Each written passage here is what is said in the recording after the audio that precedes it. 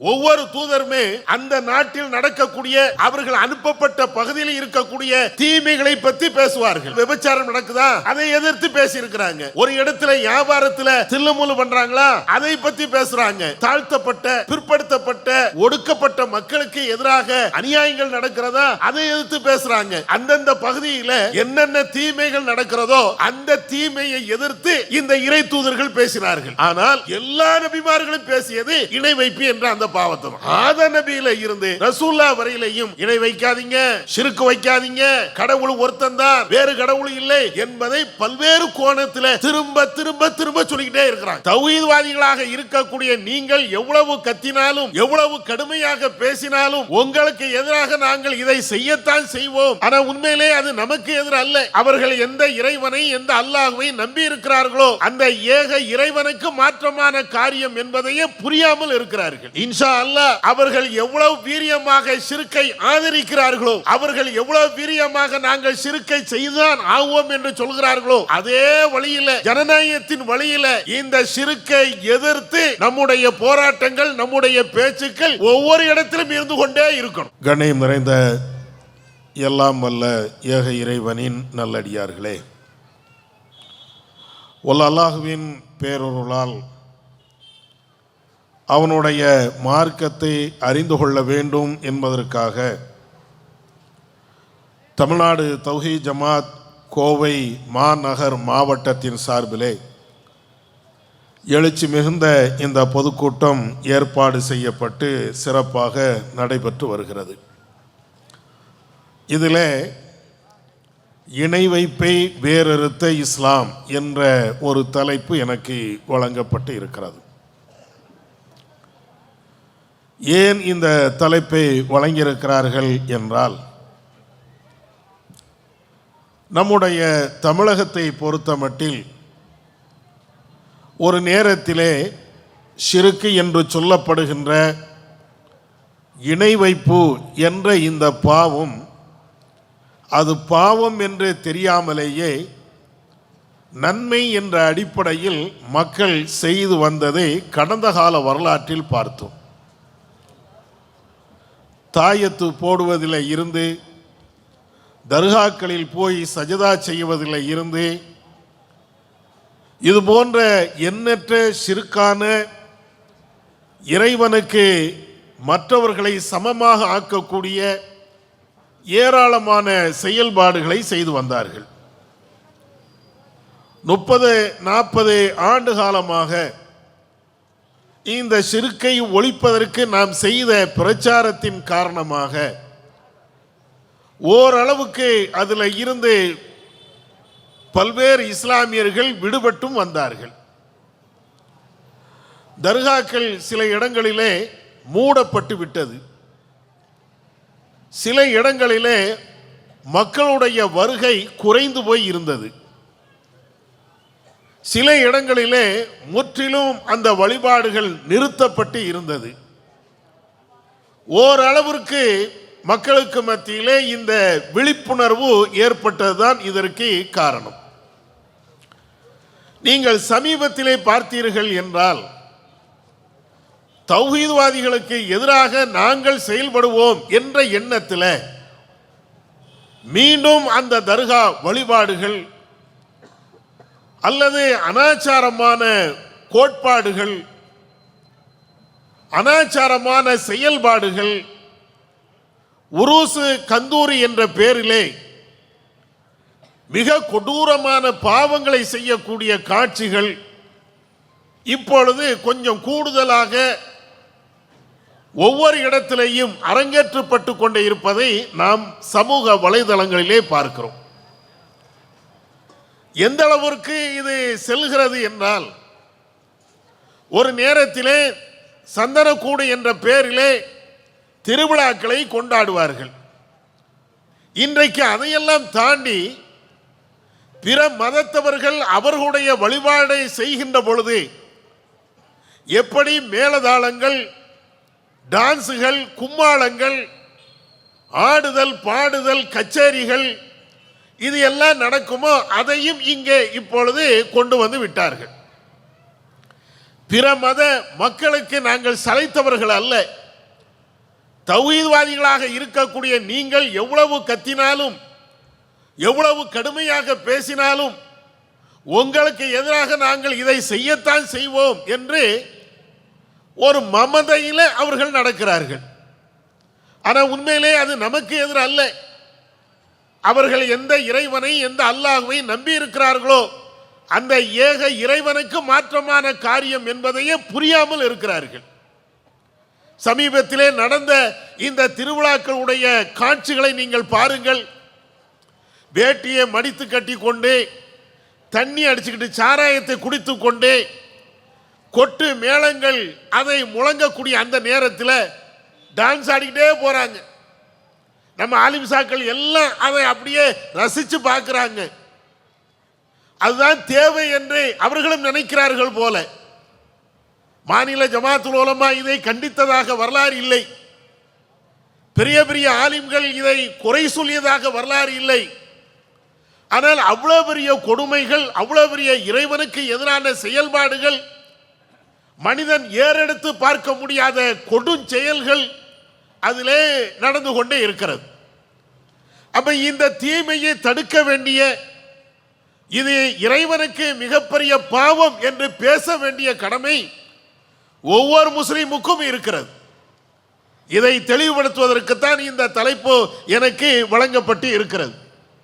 இன்ஷா அல்லாஹ் அவர்கள் எவ்வளவு வீரியமாக ஷிர்கை ஆதரிக்கிறார்களோ, அவர்கள் எவ்வளவு வீரியமாக நாங்கள் ஷிர்கை செய்துதான் ஆவோம் என்று சொல்கிறார்களோ, அதே வழியில், ஜனநாயகத்தின் வழியில் இந்த ஷிர்கை எதிர்த்து நம்முடைய போராட்டங்கள், நம்முடைய பேச்சுக்கள் ஒவ்வொரு இடத்திலும் இருந்து கொண்டே இருக்கணும்.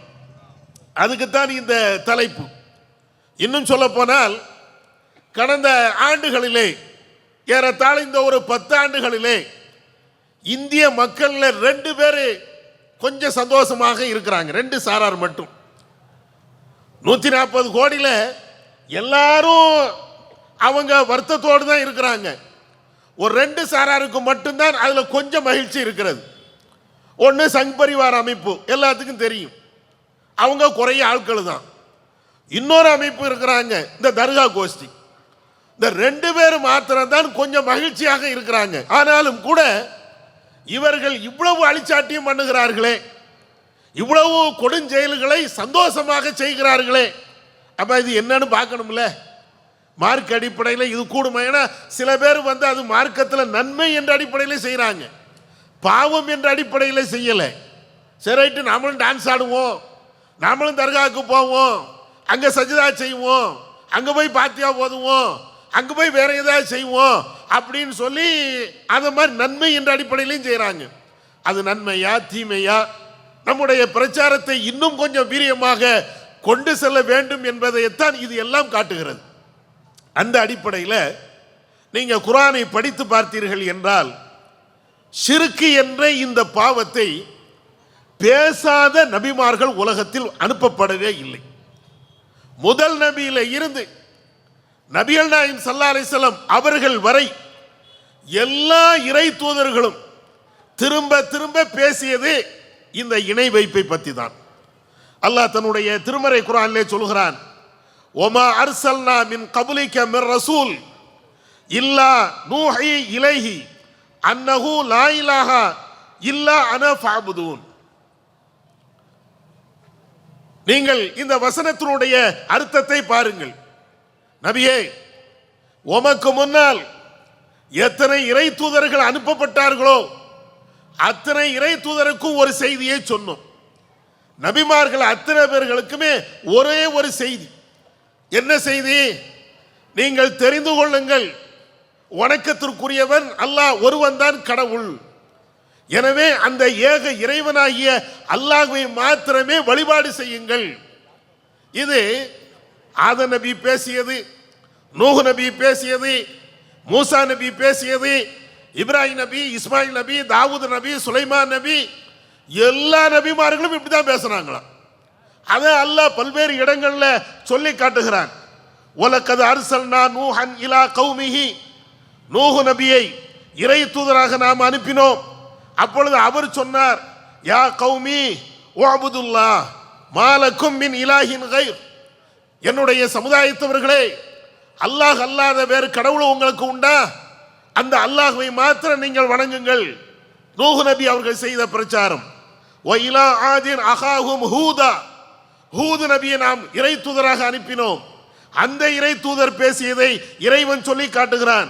யா கௌமி அபுதுல்லாஹ் மாலக்கும் மின் இலாஹின் கைருஹு, என்னுடைய சமுதாயமே, அல்லாஹ்வை மாத்திரம் வழிபாடு செய்யுங்கள்.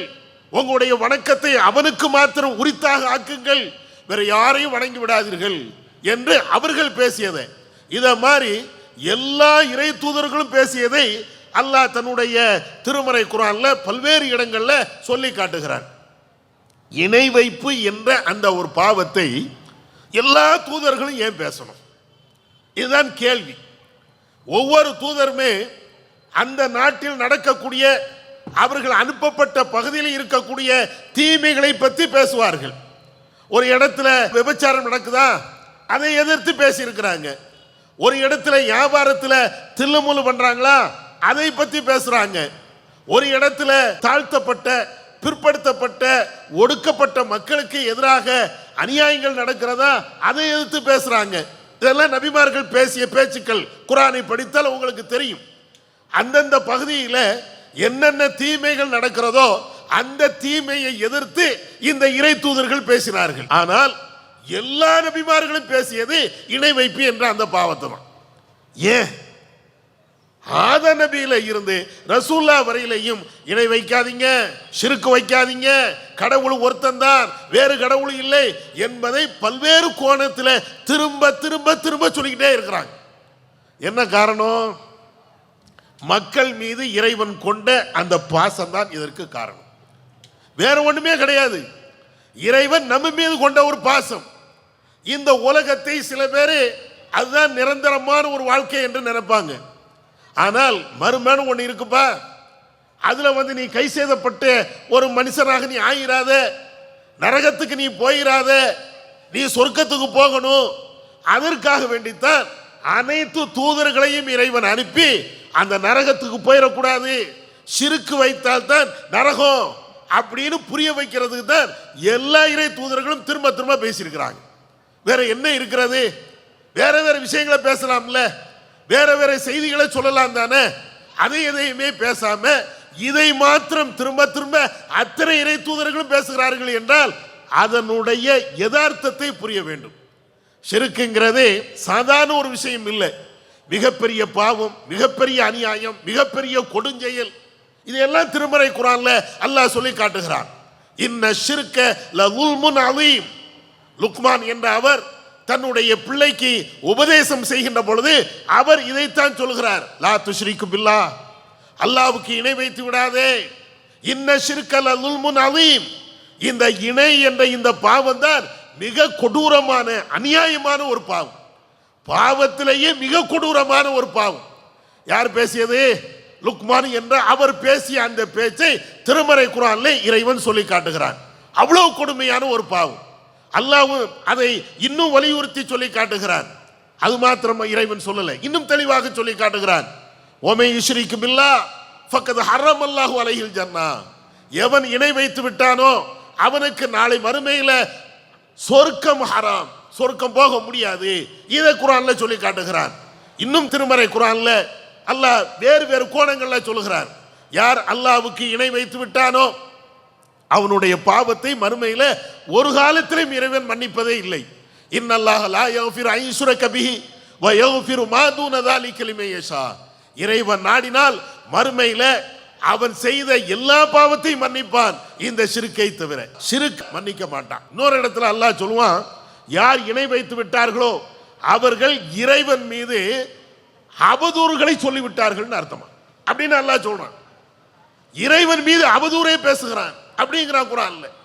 அப்ப எவ்வளவு பெரிய தீமையாக இருந்தால் குர்ஆன் நெடுகிலும் இந்த ஷிர்க்கை பற்றி, அனாச்சாரங்களை பற்றி திரும்ப திரும்ப அல்லாஹ் பேசுவான்.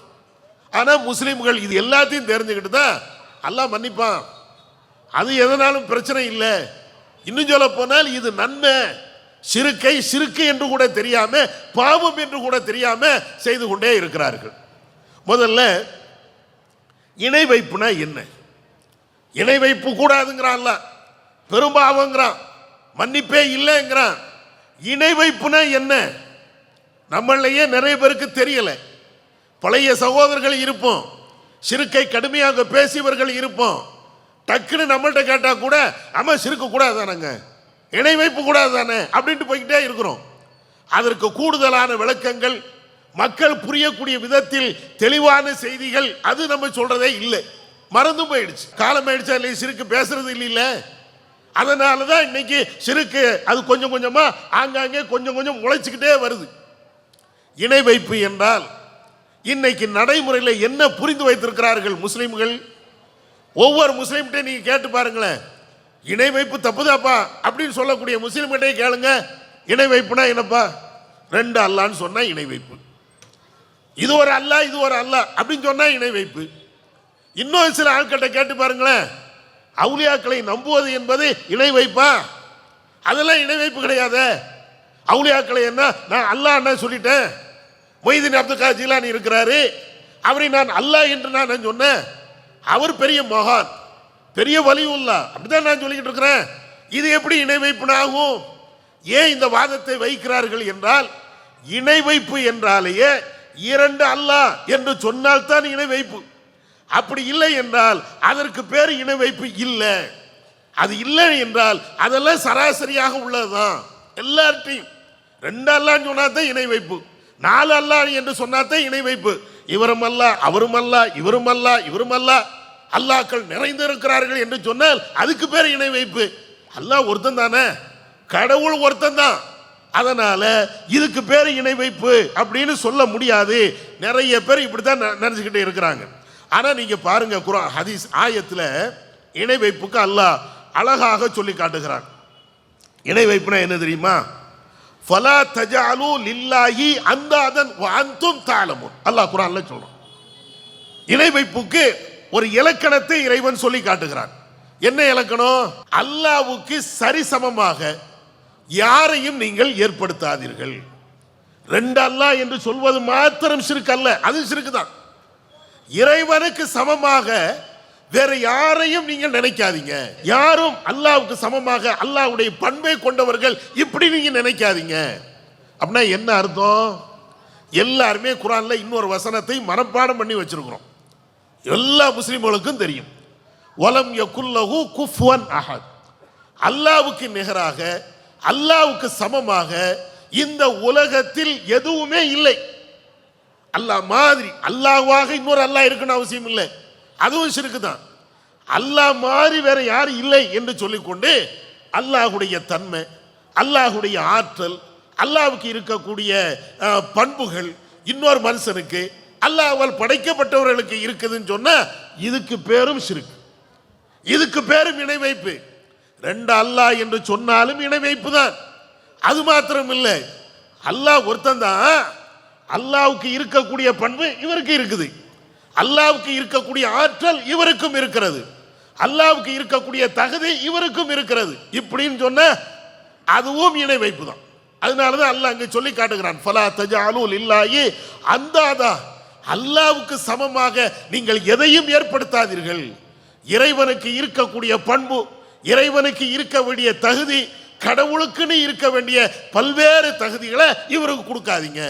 இப்போ உதாரணத்துக்கு நீங்க பாருங்களேன், அல்லாஹ்வுக்கு கடவுளுக்கு பல தகுதிகள் இருக்கிறது. அதுல ஒரு தகுதி என்ன? ஆலிமுல் கைப், மறைவானவற்றை அறிந்தவன். நாளை என்ன நடக்கிறது அல்லாஹ் ஒருவனுக்கு தான் தெரியும். எனக்கு எப்போ மரணம் வரும் அல்லாஹ் ஒருவனுக்கு தான் தெரியும். என்னுடைய ரிஸ்கினுடைய அளவு என்ன அல்லாஹ் ஒருவனுக்கு தான் தெரியும். மழை எப்பொழுது பொழியும் அல்லாஹ் ஒருவனுக்கு தான் தெரியும். இது எல்லாத்தையும் சேர்த்து தான் மறைவான ஞானம் என்பது அல்லாஹ் ஒருவனுக்கு தான். திருமறை குர்ஆன்ல ஆயத்தை படிக்கின்ற பொழுது பல்வேறு இடங்களில் இந்த தன்மை இறைவனுக்கு இருக்குது என்று இறைவன் சொல்லி காட்டுகிறான். ஆலிமுல் கைப், மறைவான விஷயத்தை, நாளை நடக்கக்கூடிய சமாச்சாரத்தை, என் கண்ணுக்கு அப்பாற்பட்டு இருக்கக்கூடிய பல்வேறு விவகாரங்களை, அது எல்லாத்தையும் ஏக இறைவன் அல்லாஹ் ஒருவனுக்கு தான் தெரியும். கடவுள் என்றால், அல்லாஹ் என்றால் அவன் மறைவான விஷயத்தை அறிந்தவன். இதுதானே இன்னைக்கு ஷிர்க் வைக்கல, நாங்க 2 அல்லாஹ்வா வச்சிருக்கிறோம் அப்படின்னு கேட்கிறாங்களே, அவங்களுடைய நிலையெல்லாம் நீங்க எடுத்து பாருங்க. இறைவனுக்கு இருக்கக்கூடிய இந்த இல்முல் கைப், மறைவான விஷயத்தை அறிகின்ற அந்த ஆற்றல், அந்த தகுதி ஆலிம்சாக்கு கொடுத்து வச்சிருக்கிறாங்களா இல்லையா? அவுலியாவுக்கு கொடுத்து வச்சிருக்கிறாங்களா இல்லையா? ஜோசியக்காரனுக்கு கொடுத்து வச்சிருக்கிறாங்களா இல்லையா? இன்னைக்கு அதனால நம்ம போய் கேட்க வேண்டிய ஒரு நிலை இருக்கிறது. நாளை நடக்கக்கூடிய என்னுடைய எதிர்காலத்தை பற்றி தெரிவிக்கக்கூடிய கருத்து இவருக்கு தெரியும். இன்னைக்கும் இருக்கா இல்லையா? இறைவன் தன்னை பற்றி என்ன சொல்றான்? நாளை நடக்கக்கூடிய மறைவான விஷயங்கள் எல்லாம் எனக்கு தாப்பா தெரியும். இது அல்லாஹ்வுடைய ஆற்றல். இந்த இறைவனுடைய ஆற்றலை மனுஷனுக்கு, அவுலியாக்களுக்கு, நாதாக்களுக்கு, சர்வசாதாரணமாக நடக்கக்கூடிய ஒரு மனுஷனுக்கு இதை கொடுத்து வச்சு இன்னைக்கும் போய் ஜோசியம் பார்க்கக்கூடிய முஸ்லீம்கள் எவ்வளவு பேர்? நீ இந்து ஜோசிக்கார்ட்ட பார்த்தாலும் சரி, முஸ்லீம் ஜோசிக்கார்ட்ட பார்த்தாலும் சரி, எல்லாத்தையும் எப்படி வச்சுட்டு இருக்கிறோம்? இதெல்லாம் நபி அவர்கள் கற்றுத்தந்ததா? இவைகள் அனைத்துமே இஸ்லாத்துக்கு எதிரான, இஸ்லாம் தடுத்த இணை வைப்பு என்ற பாவத்தில் இது வராதா? இறைவனுக்கு இருக்கக்கூடிய ஆற்றலை மனுஷனுக்கு கொடுத்து வச்சிருக்கிறோமே ஜோசியம் என்ற பேர்ல. அது உள்ள போனீங்கன்னு வைங்களேன், எல்லாம் அவ்வளவு நாத்தம் முடிச்சதா இருக்கும். ஜோசியக்காரனுக்கு தன்னுடைய நிலையை அவனுக்கு தெரிய மாட்டேங்குது, அவனுடைய நிலை அவனுக்கு தெரியுதா? எத்தனை சம்பவங்கள் நடக்கிறது. அடுத்த ஆளுக்கு எதிர்காலத்தை பற்றி சொல்லிக் கொடுக்கக்கூடிய அந்த ஜோசியக்காரன் தான் தற்கொலை பண்ணுவானாங்கிறது கூட அவனுக்கு தெரிய மாட்டேங்குது. இந்த சமீபத்தில் நடந்துச்சா இல்லையா? திருநெல்வேலி பக்கத்தில் ஒரு ஜோசியக்காரன் எல்லாத்துக்கும் அடுத்த காலத்தை பற்றி சொல்கிறான். அவன் இப்படி நடப்பான், இவன் இப்படி நடப்பான், எல்லாத்துக்கும் அவர்கிட்ட பார்த்தாச்சுன்னா கியூவில் நிற்க வேண்டி இருக்குது. ஜோசியம் பார்க்கறதுக்கு அப்பாயின்மெண்ட் ஆர்டர் வாங்கிட்டு தான் போய் ஜோசியம் பார்க்க வேண்டி இருக்குது. கடைசி அவருடைய குடும்பத்தில் பிரச்சனை, அவர் தற்கொலை பண்ணி போயிட்டார். அடுத்த நாள் போய் பார்த்தாச்சுன்னா வீடு பூட்டி கிடக்கிறது. எல்லாரும் போய் கதவை தட்டி உடைச்சி போலீஸ்காரங்க போய் பாடி எடுத்துட்டு வராங்க. என்னப்பா, ஜோசியம் பண்ணக்கூடிய, எல்லாருடைய காலத்தையும் கணிக்கக்கூடிய, அடுத்த ஆளுடைய வாழ்க்கையில் எதிர்காலத்தில் எப்படியெல்லாம் இருக்கும் என்று சொன்ன ஒரு ஜோசியக்காரன் தான் வாழ்க்கை எப்படி முடியும், தற்கொலையில் போய் முடியுமா, நம்முடைய பிணம் யாரும் எடுக்காமல் அழுகி போய் இந்த வீட்டிலேயே நாறிக்கொண்டு கிடக்குமா, அவருக்கே தெரியலையே. இதுதானே யதார்த்தம். ஆனால் என்ன நடக்குது? அவர் சொன்னால் கரெக்டாக இருக்கும், அவர் சொன்ன நேரத்தில் தான் கல்யாணம் பண்ணுவோம், அவர் சொன்ன நேரத்தில் தான் நான் கடையை திறப்பேன், அவர் சொன்ன இடத்துல தான் ஒரு நல்ல காரியத்தை பண்ணுவேன். இன்னைக்கும் இருக்கா இல்லையா முஸ்லிம்கள்ட்ட?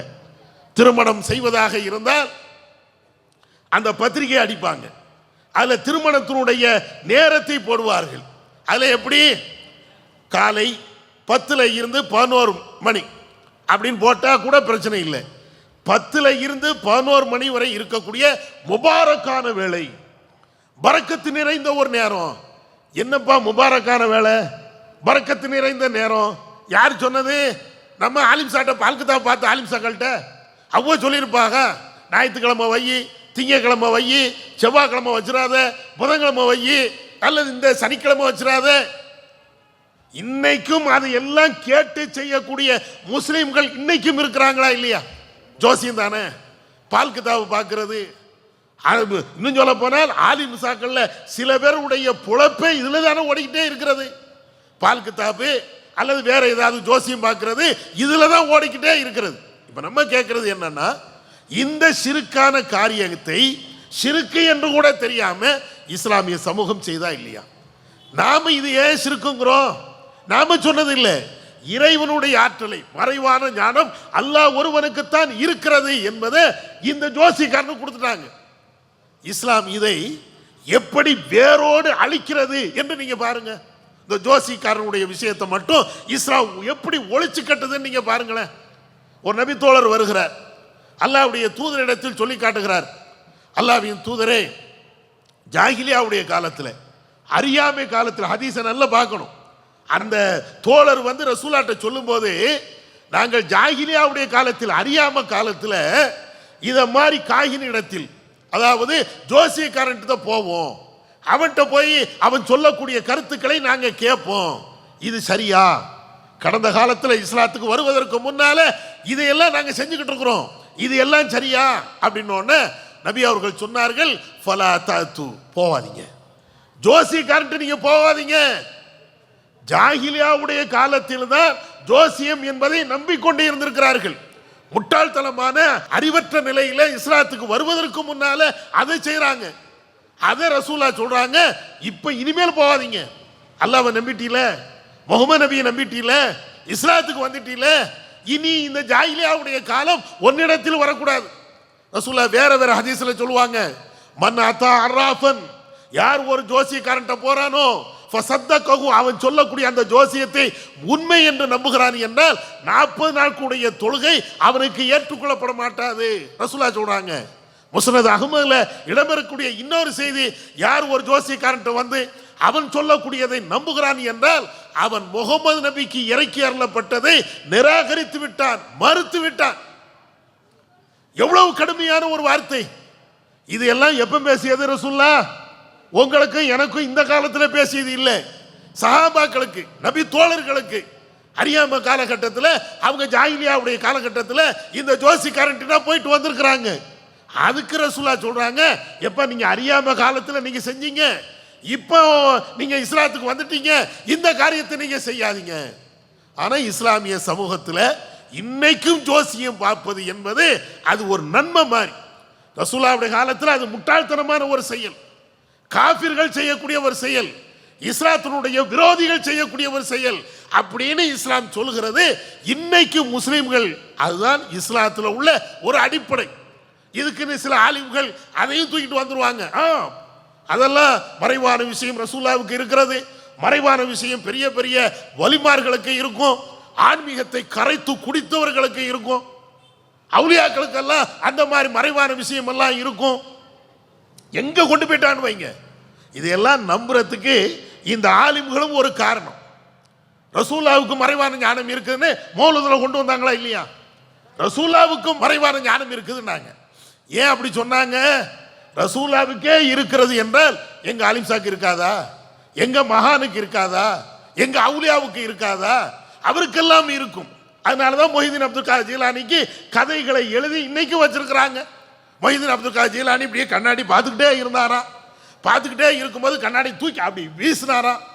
என்ன அப்படின்னு பக்கத்தில் உள்ளவங்கலாம் கேட்குறாங்க.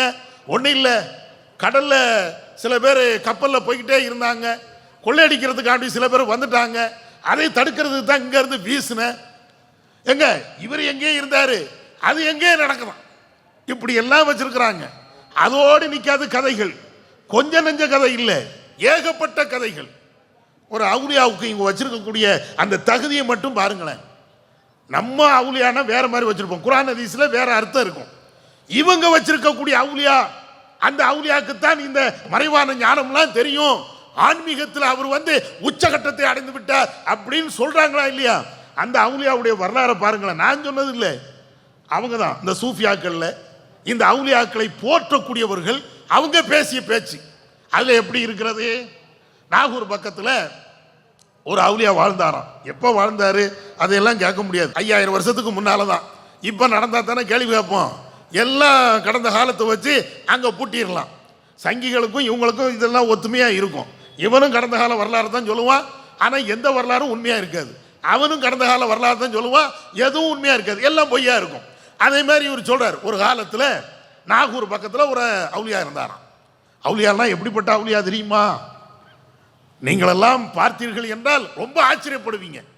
அந்த அவுலியாவுடைய தனி சிறப்பே என்ன அப்படின்னா, 25 வருஷமா குளிக்காம இருக்கிறதுதான். 1 வருஷம் 2 வருஷம் இல்லை, 25 வருஷம். 25 வருஷமா குளிக்காம இருப்பாராம். 25 வருஷமா குளிக்காம, சரி ஒரு வீட்டில் இருந்தாரு, அல்ல ஒரு மாடியில் இருந்தாரு, ஒரு சுத்தபத்தமான இடத்துல இருந்தாரு அப்படின்னா கூட பிரச்சனை இல்லையா. அவர் இருக்கக்கூடிய இடமே மலங்கள் நிறைந்திருக்கக்கூடிய இடத்துல இருப்பாராம். எல்லாரும் கக்கூசுக்கு போயிட்டு வருவாங்கல்ல, அந்த இடத்துல கிடப்பாராம். அவரை சுத்தி எல்லாமே அசிங்கம் தான் கிடக்குமா, குப்பை தான் கிடக்குமா. அவரை பார்க்கறதுக்கு கோட்டு சூட்டு போட்ட ஆட்கள் வருவார்கள், மிகப்பெரிய ஜுப்பாக்கள் போட்ட ஆலிம்கள் வருவார்கள், எல்லாருமே வருவாங்க. வந்தாச்சுன்னா அப்படி ஒரு மாதிரியா நின்றுக்கிட்டே இருப்பாங்களாம். என்னடா இவ்வளோ குப்பையும் தாண்டி எப்படி போறது? சரி, சில பேர் என்ன செய்வாங்கன்னா, அவுலியா பயங்கரமான ஒரு அவுலியா குப்பைக்கு மத்தியில் இருக்கிறாரு அப்படின்னு சொல்லி அந்த குப்பையை நீக்கி விட்டாலும் அவுலியா சும்மா இருக்க மாட்டாராம், அதையும் சேர்த்து பக்கத்திலே வச்சுக்கிடுவாராம். குப்பையில தான் படுப்பாரு, மலத்துல தான் படுப்பாரு, அசிங்கத்துல தான் இருப்பாராம் அப்படின்னு சொல்லிட்டு இவ்வளவு அசிங்கத்துக்கு மத்தியில இருக்கக்கூடிய அந்த அவுலியா, அந்த வலியுல்லா எவ்வளவு பெரிய மகான் தெரியுமா? எவ்வளவு பெரிய ஆற்றல் படைத்தவர் தெரியுமா? அவரை யாராவது போய் மோந்து பார்த்தாங்கன்னா நறுமணம் அப்படியே கமலும். பார்த்தீர்களா? சுப்ஹானல்லாஹ். மலத்துல உட்கார்ந்துருக்கிறாரா, 20 வருஷம் குளிக்கலையா, அவரை மோந்து பார்த்தாச்சுன்னா அப்படியே நறுமணம் கமலும். இதுதாங்க அவுலியா. நம்ம பேசிட்டோன்னு வைங்களேன், அவுலியாவை திட்டான், அவுலியாவை திட்டான், அவுலியாவை கேவலப்படுத்திட்டான். இது அவுலியாவை திட்டுவதா, கேவலப்படுத்துவதா அல்லது பாராட்டுவதா? இது மலத்தில் கிடக்கிறாரு அல்லது நஜீஸ்ல கிடக்கிறாரு, குப்பையில கிடக்கிறாரு. ஆனா மலத்திலையும் குப்பையிலையும் கிடக்கக்கூடியவன் யாராக இருப்பான்? மனுஷனா இருப்பானா? முதல்ல நீ இருப்பியா? நான் இருப்பானா? எந்த மனுஷனாவது அப்படி இருப்பானா? 25 வருஷமா குளிக்காத ஒருவர் அவுலியாவா இருக்க முடியுமா? மகானா இருக்க முடியுமா? அட இஸ்லாத்துல சொல்லப்பட்ட அந்த தூய்மையை பற்றி அவ்வளவு பேசுத நபி அவர்கள் சொல்லி காட்டுகிறாங்களே, அத்தஹூரு ஷத்ருல் ஈமான். இந்த தூய்மை என்பது ஈமான்ல ஒரு பகுதி, பாதி நாங்க ரசூலுல்லாஹ். எல்லா இடத்திலையும் சுத்தம் சுத்தம் சுத்தம். ரசூலுல்லாஹ் பேசக்கூடிய அனைத்திலையும் சுத்தம் இருக்கும். தொழுகையா இருந்தால் பல்ல தொலைக்கிட்டு போ, சுத்தமாயிரு. ரசூலுல்லாஹ் இன்னும் கொஞ்சம் கூடுதலா சொன்னாங்க, ஒரு முஸ்லிமாக இருந்தால் வாரத்தில் ஒரு முறை குளிப்பது கட்டாயம். நாங்க ஒரு முஸ்லிமுக்கு ரசூலுல்லாஹ் சொன்னாங்க வாரத்தில் ஒரு முறையாவது. ரசூலுல்லாஹ்வுடைய காலத்தில் தண்ணி இல்லாத பஞ்சம், தண்ணிக்கு அவ்வளோ கஷ்டப்படுவாங்க. அந்த கஷ்ட காலத்தில் இன்னைக்கு மாதிரி உள்ள காலம் கிடையாது. நினைத்தால் எவ்வளவு தண்ணினாலும் எடுக்கலாம். அப்படிப்பட்ட வளர்ச்சி அடைந்த உலகம் இப்போ. அன்னைக்கு குடிக்க தண்ணி இல்லை, பாத்ரூம் போனா தண்ணி இருக்காது. அவ்வளவு கஷ்டமான நேரத்திலையும் ரசூலுல்லாஹ் சொல்றாங்க, ஒரு முஸ்லிம் வாரத்துக்கு ஒரு தடவை குளிப்பது கட்டாய கடமைண்டாங்க. இவர் அவுலியாங்கிற சொல்லிட்டு சொல்றாரு, இல்ல இல்ல அவர் 25 வருஷமா குளிக்கல. இவர் அவுலியாவா இருக்க முடியுமா? குர்ஆன் ஹதீஸ் அடிப்படையில் இறைவனுடைய பார்வையில் இவர்கள் எல்லாம் அவுலியாவா? இந்த அவுலியா தான், இந்த மகான் தான் எல்லாவற்றையும் தெரிந்தவர். அடுத்த நாள் நடக்கக்கூடியது, எதிர்காலத்தை பற்றி நடக்கக்கூடியது எல்லாம் தெரியும். மகானுடைய இந்த அவுலியாக்களுடைய கதைகள் எல்லாம் இப்படிதான் போய்கிட்டே இருக்கும். இன்னொரு கதை கேட்டுட்டு எங்களுக்கே ஆச்சரியமா இருக்குதுங்க. ஒரு கதையை கேளுங்களேன், ரொம்ப நாள் ஆச்சுல கதையை கேட்டு. நமக்கெல்லாம் கிப்லா எது? காபா. மக்கா தானே கிப்லா. நமக்கெல்லாம் கிப்லா என்பது மக்கா. காபா தான் எல்லாத்துக்கும் கிப்லா. காபாவுக்கு கிப்லா எது? ஒரு ஆலிம்சா கேட்கிறாரு, என்னடா இது, உலகத்தில் ரசூலுல்லாஹ் கிப்லாவை பார்த்து காபாவை பார்த்து தொழுதாங்க, நபித்தோழர்கள் காபாவை பார்த்து தொழுதாங்க. இன்னைக்கும் உலகத்தில் இருக்கக்கூடிய 200 கோடிக்கு மேல மக்களும் அந்த காபாவை நோக்கித்தான் தொழுகிறார்கள். அது மேற்கு திசையில் இருந்தாலும் கிழக்கு திசையில இருந்தாலும் உலகத்தில் எந்த பகுதியில் இருந்தாலும் எல்லாரும் காபாவை பார்த்து தொழுகிறாங்க. காபாவுக்கே ஒரு கிப்லா இருக்கா? என்ன இது இருக்கு?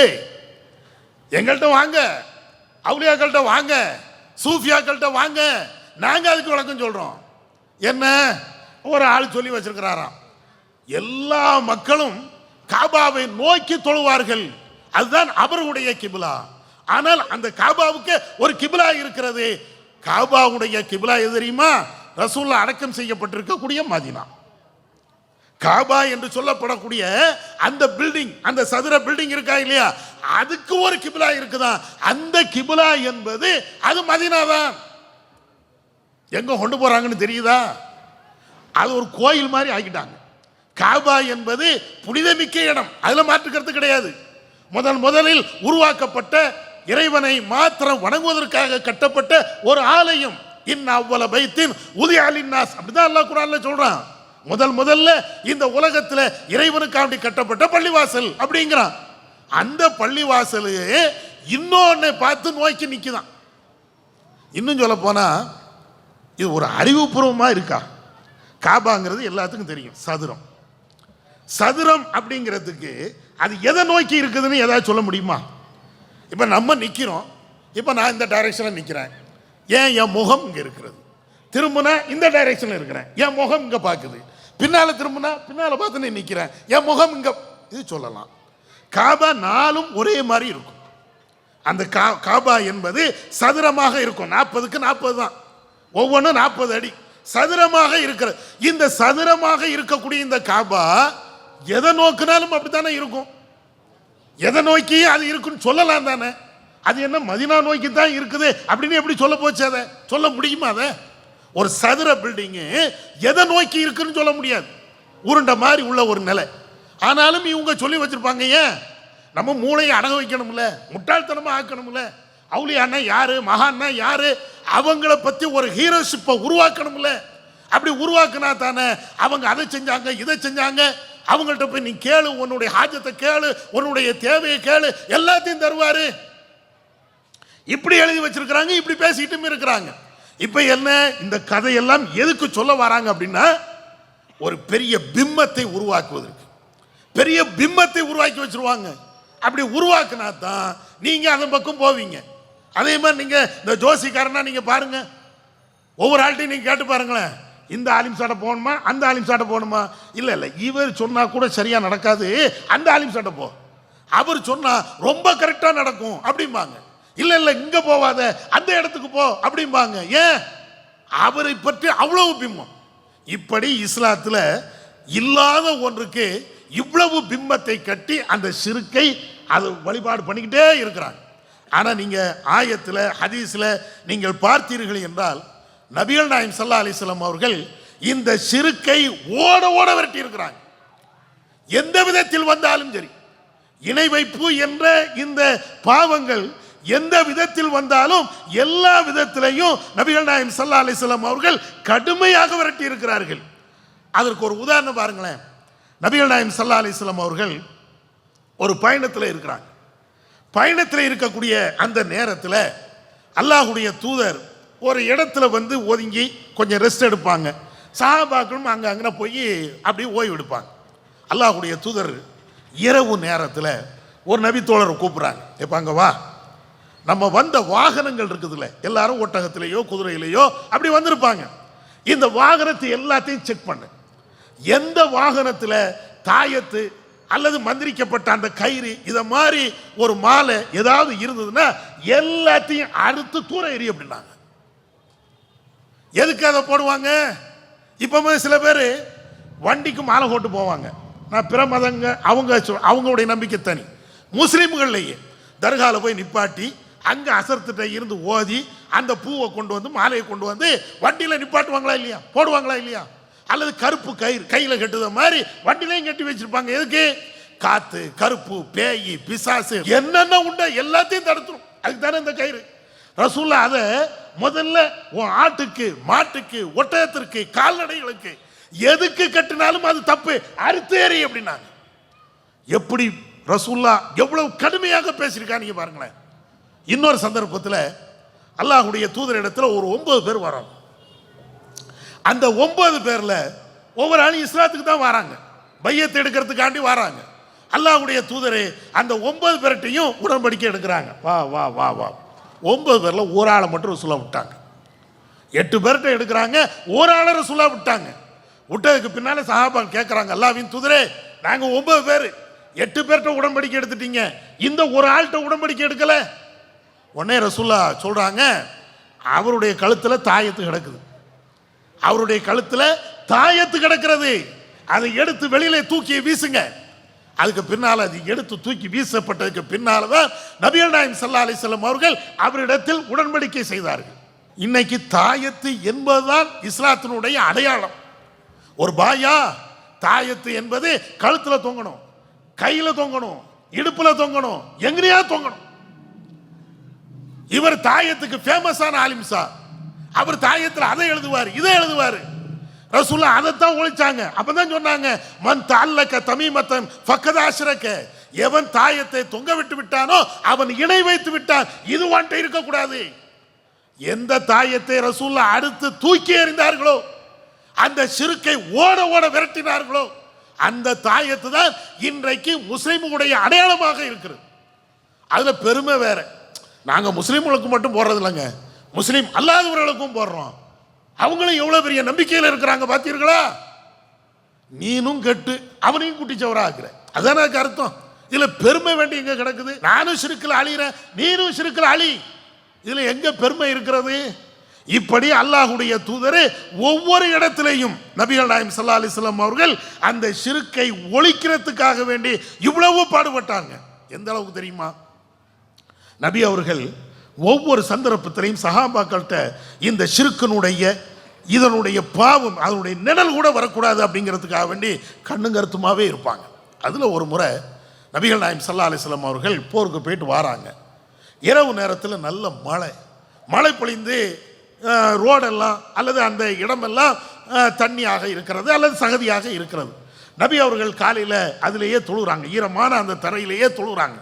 தொழுது முடிச்சுட்டு அல்லாஹ்வுடைய தூதர் சஹாபாக்கள் எல்லாத்தையும் கூப்பிட்டாங்க. எப்பா, இரவு நேரத்தில் நல்ல மழை, ஆனால் இறைவன் எனக்கு ஒரு வஹியை அனுப்பியிருக்கிறான். என்ன வஹி தெரியுமா? இரவுல பொழிந்த இந்த மழை இன்னென்ன நட்சத்திரத்தினால்தான் பொழிந்தது என்று ஒருவன் நம்புகிறான் என்றால் இறைவனை மறுத்து விட்டான், அல்லாஹ்வை மறுத்து விட்டான். அந்த நட்சத்திரத்தை அல்லது அந்த சக்தியை அவன் நம்பி விட்டான் அர்த்தம்.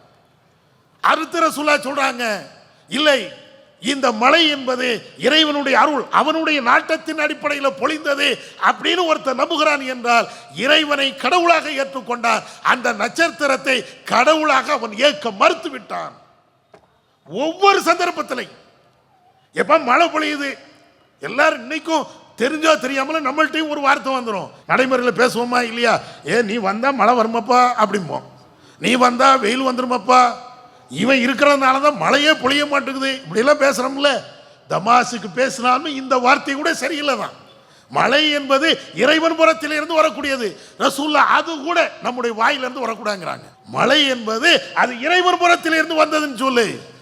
இதனால் அதனால் அப்படி இப்படி இதனால தான் மழை அப்படின்னு நீ சொன்னீங்கன்னா அதுவும் இறைவனை நிராகரிக்கக்கூடிய, இணை வைக்கக்கூடிய ஒரு பாவம்.